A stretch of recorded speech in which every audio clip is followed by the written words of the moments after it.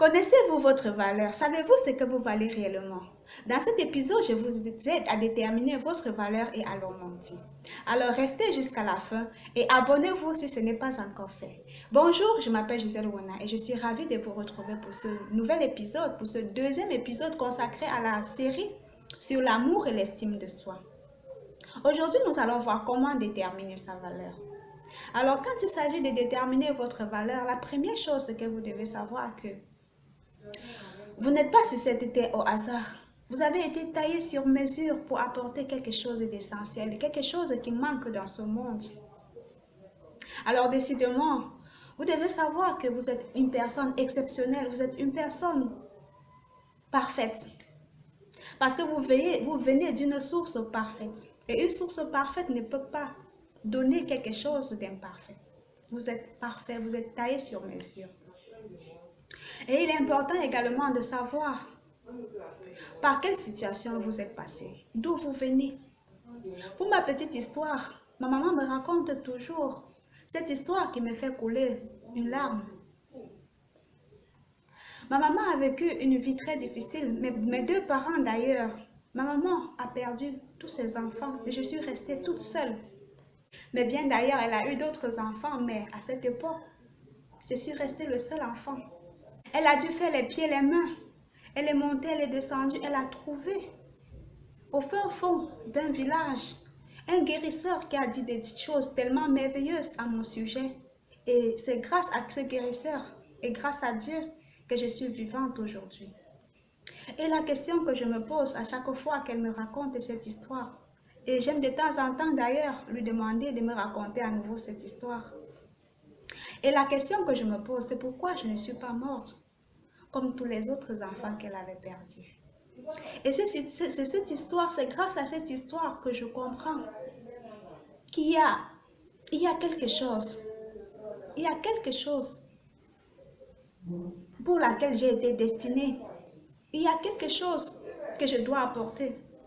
Il y a une valeur à apporter dans ce monde. Si je ne suis pas morte comme les autres, c'est parce que je n'ai pas encore achevé ma mission. Et chacun d'entre nous a une histoire. Chacun d'entre nous sait d'où il vient, sait par quoi il est passé. Et c'est tout cela qui fait votre valeur.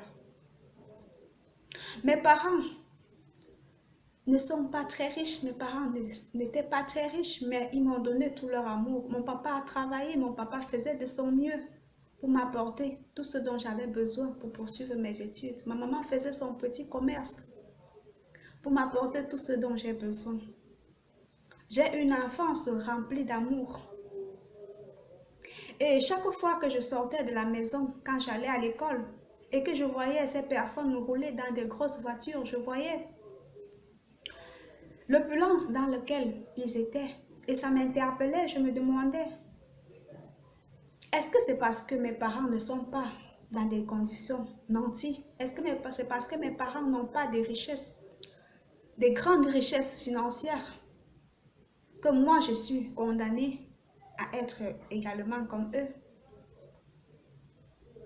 Et je savais qu'au fond de moi, j'étais destinée au meilleur. Je savais qu'au fond de moi, je pouvais vivre une meilleure vie. Alors c'est en classe de 4e année, je me rappelle, j'avais un petit calepin, un petit carnet, tout petit carnet, dans lequel je notais à quel âge je devais m'acheter une voiture. Je pense que j'avais noté l'âge de 24 ans. À cet âge, je pensais pouvoir finir mes études. Je pensais, non, je vais trouver un travail, je vais pouvoir m'acheter une voiture. Et je faisais des simulations comme quoi si je parvenais à épargner, si je trouvais un travail qui me permettait d'avoir un salaire, je ne sais pas combien j'avais mis dans ce carnet, qui me permettait d'avoir un salaire de temps, je pouvais économiser temps.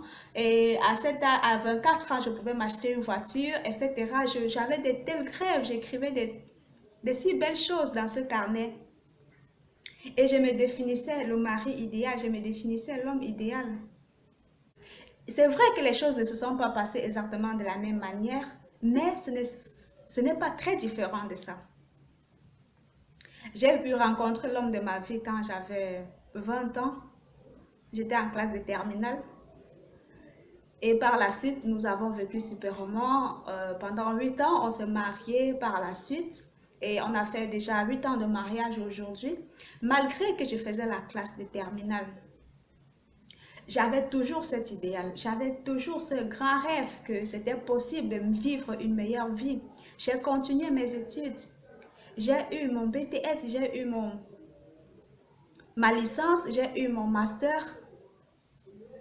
J'ai travaillé parallèlement dans des entreprises. J'ai été comptable dans des entreprises. Je suis entrée dans une entreprise. Je suis partie d'assistante au poste de DAF, au poste de directrice administrative et financière dans une multinationale. Et jusque-là, j'ai toujours pensé que, parce que dans la vie, vous n'avez pas ce que vous voulez, mais vous avez ce que vous pensez que vous méritez. J'ai toujours pensé que je méritais davantage, j'ai toujours pensé que je méritais plus. La vie ne va pas vous donner ce que vous voulez, mais la vie va vous donner ce que vous pensez que vous méritez. Si vous vous contentez d'une situation qui ne vous arrange pas, parce que vous pensez que vous ne méritez pas plus, la vie va continuer à vous donner ce que vous pensez que vous méritez. Mais si vous continuez à vous battre pour ce que vous pensez que vous méritez, alors la vie va se charger de vous donner ce que vous pensez que vous méritez. J'ai toujours pensé qu'il était possible d'explorer tout mon potentiel. J'ai toujours pensé qu'il était possible d'avoir plus. J'ai toujours pensé que je méritais plus. Et petit à petit, je suis allée de l'avant.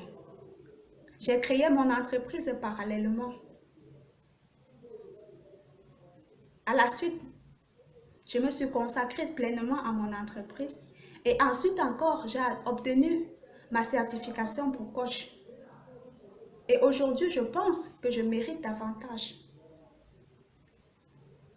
Donc tout cela, tout ce que je vous explique, c'est pour vous faire comprendre que votre valeur ne s'arrête pas à ce que vous êtes présentement. Votre valeur ne s'arrête pas à ce que vous êtes. Mais votre valeur va au-delà. Votre valeur va à ce que vous pensez que vous méritez. Vous devez comprendre que votre valeur, c'est l'ensemble de vos dons, l'ensemble de vos connaissances, de vos compétences, de vos talents, de par toutes les situations par lesquelles vous avez traversé, toutes les situations par lesquelles vous êtes passé, toutes les situations que vous avez vécues et que vous vous en êtes sortis, toutes les expériences que vous avez emmagasinées, c'est tout ça qui fait votre valeur. Votre valeur, c'est votre idéal, c'est ce à quoi vous tendez.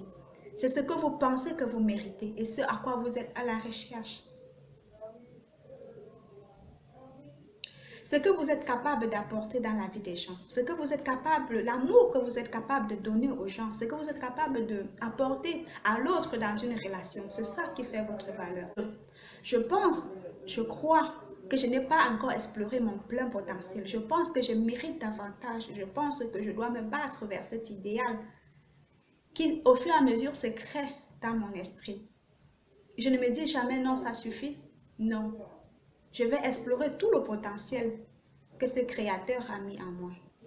La valeur, ce n'est pas seulement le nombre de diplômes que vous avez obtenus.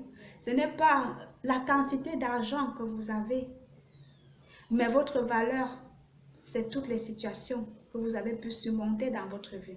Les situations, les souffrances par lesquelles vous êtes passé. C'est ça qui fait de vous cette personne de valeur. Votre idéal, ce à quoi vous tendez. C'est ainsi que vous devez vous définir, c'est ainsi que vous devez vous voir, c'est ainsi que vous devez déterminer votre valeur. Comme cette personne à laquelle vous êtes appelé à devenir, comme cet idéal que vous recherchez, comme les talents que vous avez, comme ces connaissances, ces expériences, ces souffrances par lesquelles vous êtes passé, qui ont fait de vous ce que vous êtes aujourd'hui. C'est ça qui détermine votre valeur. Alors, si vous avez aimé cette vidéo, n'oubliez pas de liker, de partager et de vous abonner définitivement à cette chaîne pour de futures vidéos plus intéressantes. Merci.